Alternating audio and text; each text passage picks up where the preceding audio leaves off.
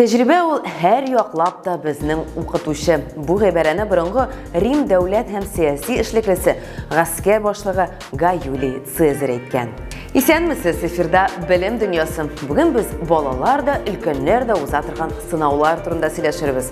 Алдагы минутларда Яна парта артына ата-аналар һәм чиновниклар бердәм дәүләт имтиханын ничек тапшырдылар? Һөнәр һәм эш артыннан чиратта Казан радиомеханика көллиятендә нинди тәҗрибә күрсәттеләр? Батучыны коткару фаҗигане Казан егете булдырмый калды.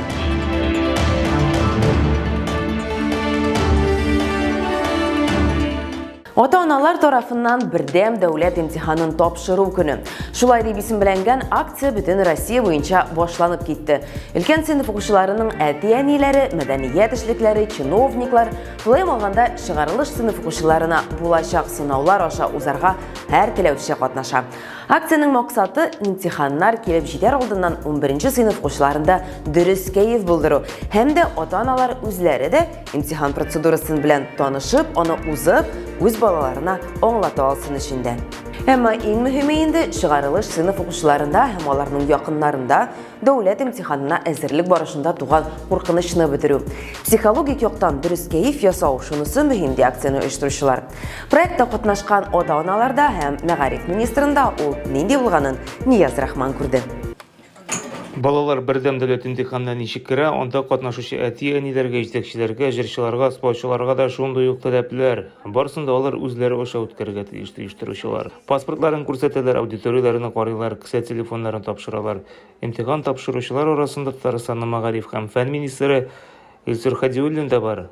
Бу чараның максаты әти-әниләргә, менә безнең укучыларга шушы имтиханга ничек итеп әзерләнергә, аның ничек итеп үтергә, ничек итеп керергә күрсәтү. Гомумән бер генә сүз белән әйткәндә, ул әти-әниләрне имтиханга әзерләү.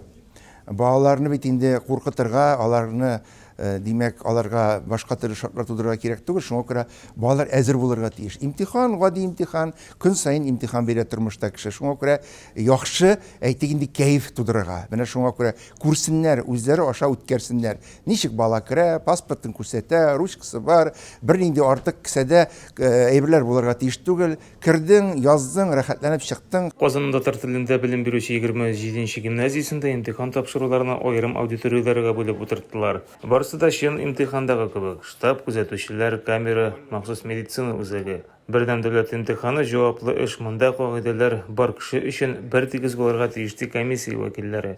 Шуңа күрә контроль бөтен яклап көчле күчереп булмаячак. Федераль күзәтүчеләр ел сайын егыда күзәтүче буларак эшлиләр. Без мәгариф өлкәсендә күзәтү һәм контроль департаменты белән эшлибез һәм шулай ук Россия Яшьләр союзы белән. Бүгенге көндә инде шулай ук акциядә без күзәттек. Офлайн рәвештә дә, онлайн рәвештә дә камераларда карап утырдык. Акциядә катнашучылар базалы математика фәне буенча имтихан тапшыра. Бу эш өчен 1 сәгать вакыт бирелә. Казанның Ак Барс хоккей командасы уенчысы Гадел Булатов бу сынау аша нибары 3 ел элек уза. Шуңа да карамастан дулкынлану бар иде ди егет. Авырак иде инде. Берәр заданиеларны оныттым инде. Шуңа күрә берсәк авырак иде. 3 ел үтте инде. Берсәк үзгәргән дә бар. Кайберләрен белгән идем инде мин. Берсәк карап чыктым инде әзгенә. Берәүләр өчен бер дәүләт имтиханы якын булса, менә ата-аналар, җитәкчеләр һәм эстрада вәкилләре өчен бу беренче очрашу. Чөнки күпләр мәктәпне тәмамлаганда мондый таләпләр бөтенләй булмый. Салават Миңнеханов, мәсәлән, хәтер дигән сандыкның төбенә төшәргә туры килде ди. Чөнки заман гаджетлары күп нәрсәне оныттыра. Biz 7 сорауга җавап биргә тиешлек, шуның 5сенә генә җавап бирдем. Анда гомумән инде теге бер 20 сорау булды. Но гомумән теге әзерләнсәң, эшләргә була. Бу сораулар әллә ни авыр түгел, моны бирергә мөмкин. Менә мин инде гомумән теге бу экзаменга әзерләнмәдем бит инде. Мин ничә 96 елны мәктәпне бетергән кеше. Математика буенча минем с натяжкой 4 иде. Вот. Но барыбер да ничектер теге җайлы дип тоелды. Но барыбер да теге кулда телефон булмагач, калькулятор булмагач, Мине ничектер теге бош мин әсрәк кенә эшләтергә туры килә иде. Чөнки теге тапкырлау таблицалары һәм башкаларын теге без бөтен әйберне калькуляторда эшлибез бит инде. Менә хәзер әзрәк кенә уйландырды. Акциянең максаты ата-аналарга җәмгыятькә имтиханга әзерлек дәрәҗәсен күрсәтү. Имтиханга килүче ата-аналарның күбесенең балалары БДИны инде тапшырган я тапшырырга җыена. Бүген үзләре балалары урынында булып, алар тиешле нәтиҗәләр чыгара ала. Ничек итеп әзерләнергә һәм беренче чиратта нәрсәгә игътибар итәргә кирәк булган без хәзер чамалыйбыз ди әтиәниләр. Бүген без балалар, укучылар ролендә булып карадык әтиәниләр. Без дулкынландык. Әзерләнергә кирәк булган икән. Бик әзерләнмәгән идек. Нәтиҗәләрен көтәбез инде. Татарстанның мәгариф һәм фән министры өчен бу шулай икеле сынау соңгы тапкыр. Математика буенча имтиханны 40 ел элек тапшырган идем ди Илсур Хәдиуллин. Әзерләнергә шулай ук вакыты булмаган. Нәтиҗәсе ничек бар, шулай булачак ди җитәкче. Беренчедән әзерләнмәгән, икенчедән әйттем инде 40 ел вакыт үткән. Һәм мәктәптә укыган бөтен математиканы, геометрияны, алгебраларны каян белеп бетерәсең. Шуңа күрә минем максатым менә килеп дөрес буламы, дөрес түгелме эшләп күрсәтү. Димәк, без балаларны өйрәтергә тиешбез. Балалар әзерләнергә тиеш һәм аларның алдында шундый куркыныч, ниндидер бер хәвеф шикелле итеп куярга тиеш түгел. Имтихан, гади имтихан. Мин уйлыйм, белгәннәрен белдем, белмәгәннәрен белмәдем. Нәкъ менә математика фәнен сөйләүләре очраклы түгел, чөнки аны барлык чыгарылыш сыйныф укучылары тапшырырга тиеш. Димәк, һәркемгә кагыла. Минем бала бу фәнне сөйләмәде дип бер генә ата-ана да әйтә алмаячак. Безнең 18 меңнән артык, 17 меңнән артык бала, шуларның 8555-е ул профиль математикасын бирергә тиеш быел база буенча. Кемдер килмәскә мөмкин, инде 7 меңнән артыгы бирә менә бүгенге бирә торган математиканы. Шуңа күрә ул аттестат өчен кирәк. Ата-аналар өчен бердәм дәүләт имтиханы 15 мартта 15 апрельгә кадәр дәвам итәчәк. Үзегезнең балаларыгыз үтәсе юлны сынап карарга теләсәгез, рәхим итегез.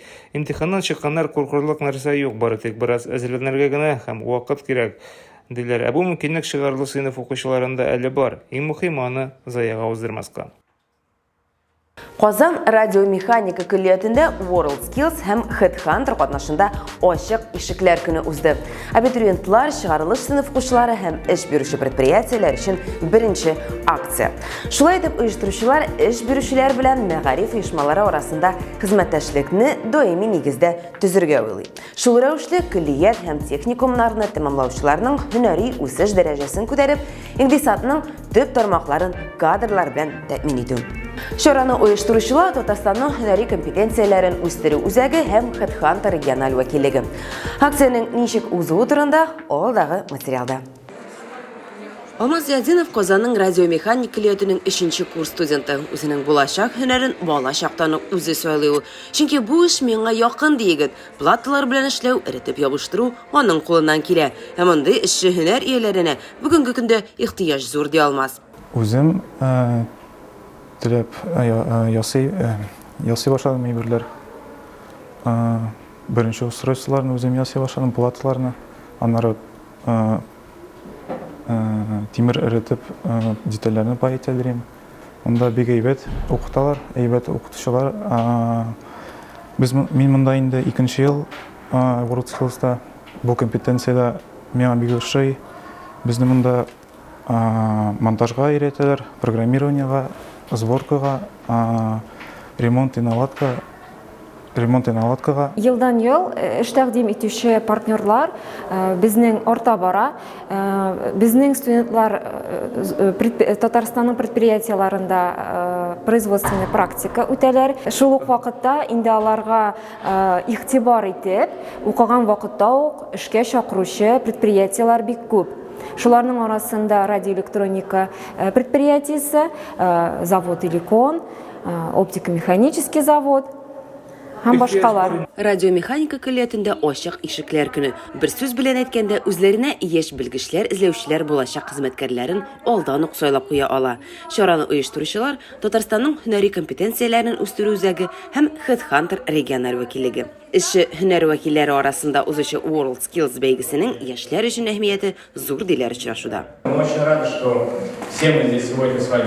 Без монда җыелуыбызга бик шатбыз. Бу шундый беренче очрашу, нәкъ менә әлеге көллиятта аны башлыйбыз. Алга табада тагын яңа уку йортлары өчен сезгә ишекләрне ачарбыз дип уйлыйм.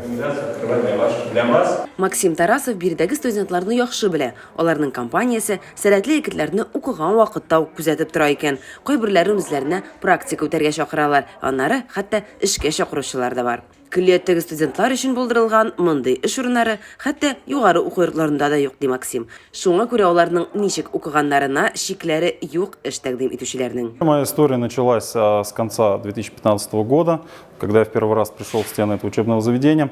С тех пор колледж, несомненно, изменился. Минем әлеге күллият белән мөнәсәбәтләрем 2015 елда ук башланды. Нәкъ менә шул вакытта мин беренче тапкыр бу уку йорты бусагасын атлаган идем. Шуннан соң монда күп нәрсәләр үзгәрде. Материал техник база, яңа укыту системалары кертелде.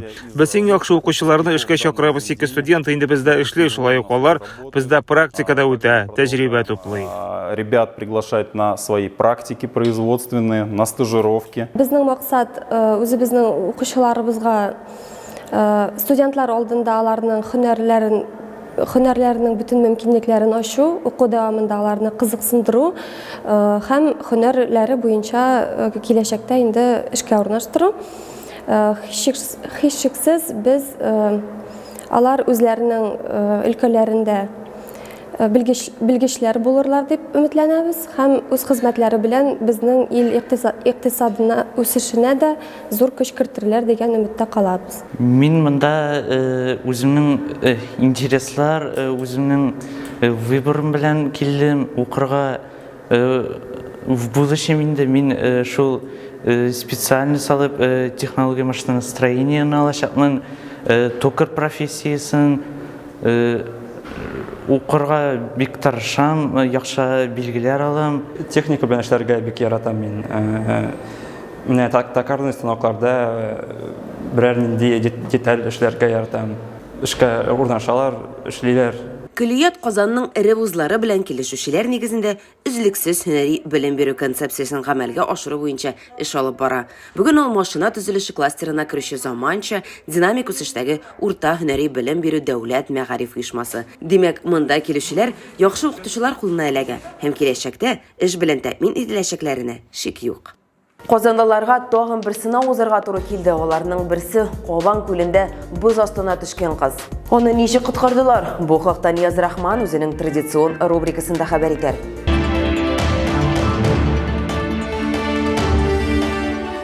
Исәнмесез, кояш көлә, кәефләр тагында күтәрелә, йөрәктә мәхәббәт кабына торган чак. Чөнки урамда яз, ә менә бер атна эчендә интернеттагы иң кызыклы яңалыкларны сез кызыклы тәнәфес сәхифәсен карап белерсез.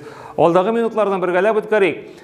Коткаручы якында гына була. Казанның Кабан күл янәшәсендәге бу хәлне бәхетле чирак дип атарга була торгандыр. Ник дигәндә биредә бер кыз бала аздан гына суга китми кала. Бу вакытта Тимур Зиханшин гаиләсе белән һава суларга чыга. Бер мәлне ул батып ятучы кыз баланы күреп ала һәм шунда ук ярдәмгә ташлана. Тиз арада аны чыгарып, машинасына утыртып, җылыта һәм ашыгыш ярдәм хезмәте вәкилләрен чакырта. Кыз салкын суда инде аякларын туймый башлаган була. Тимур Зиханшин Казан рестораннарының берсендә шеф-повар икән, хәзер моңа коткаручы дигән исене дә язып куяла. Афәрин. У нее был пуховик, он уже весь наполнился водой и очень тяжелый стал. Өстә костюм, ә менә аста шортик. Читтән торып эшләү онлайн киңәшмәләр безгә пандемия калдырган мирас дип әйтергә була. Шуннан да күп кенә оешмалар әле һаман да нәкъ менә шул форматта эшләүләрен дәвам итә. Ә менә өйдән эшләү сюрпризлар да алып килергә мөмкин. Шундый бер очрак интернетка эләккән. Биредә бер зур оешманың шундый киңәшмәсе барган вакытта бер хезмәткәрнең бүлмәсенә баласы килеп керә. Камерага кул булгый да чыгып китә. Ә менә ишекне ябарга оныта. Аның артыннан әтисе кузгала һәм аның шортиктан булганын барлык хезмәткәрләр күрә. Баксаң, өстә костюм, ә аста шортик киюче был бер үзе генә түгел икән, башкалар да бар.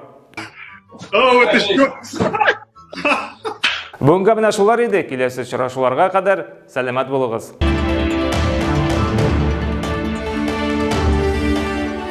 Сез дә безнең программа аккаунтларына, шулай ук республиканың мәгариф һәм фән министрлыгы аккаунтларына кушылыгыз. Файдалы мәгълүмат нәкъ шунда. Тәҗрибә ул юлда ышанычлы яктырткыч дип әйткән алман язучысы, фикер иясе, философ һәм табигать сынаучысы Иоганн Вольфганг Гёте. Сау булыгыз, яңа очрашуларга кадәр.